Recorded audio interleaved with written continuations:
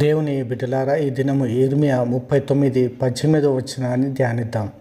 నీవు నన్ను నమ్ముకొంటివి గనక నిశ్చయముగా నేను నిన్ను తప్పించెదను. దేవునికి మహిమ కలుగును గాక. దేవుని బిడ్డలారా, ఆపద కలిగినప్పుడు, కష్టాలు కలిగినప్పుడు, ఉపద్రవము వచ్చినప్పుడు దేవుడు నిశ్చయముగా ఆయన నమ్మిన బిడ్డలను తప్పించును.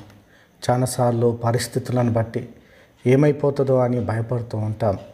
మనం బ్రతుకుతామా లేదా అని భయపడుతూ ఉంటాం. దేవుని బిడ్డలారా, దేవుడు కాపాడువాడని మనము మర్చిపోకూడదు.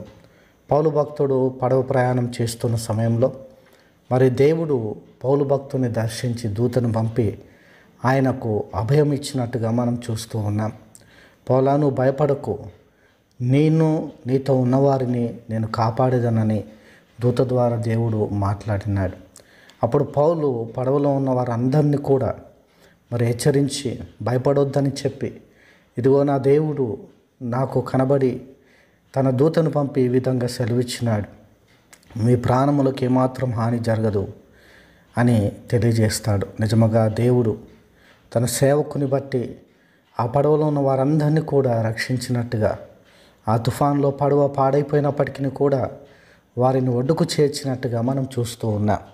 దేవుని బిడ్డలారా, మనల్ని కూడా దేవుడు ఉపద్రవములో కాపాడువాడు, కష్టంలో కాపాడువాడని మర్చిపోకూడదు. నీ శ్రమలో, నీ వేదనలో దేవుడు తోడయండి నిన్ను కాపాడునుగాక. ఆమెన్.